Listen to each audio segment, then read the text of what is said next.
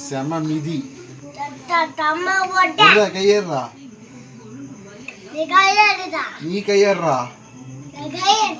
அந்த பயம் இருக்கணும்டா. ஏய், யார பார்த்து கை வைக்கிற மேல?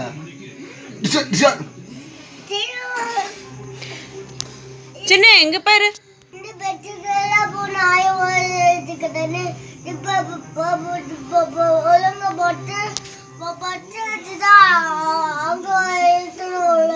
ஏன் நீ தானே காலையில் தூங்கி எந்திரிச்சு நீ மடிச்சு வச்சிருந்துருக்கலாம்ல. 8:30 மணிக்கு எந்திரிக்க தெரியுது இல்ல? எத்தனை மணிக்கு தம்பி சலுப்புன்னு எத்தனை மணிக்கு எந்திரிச்ச?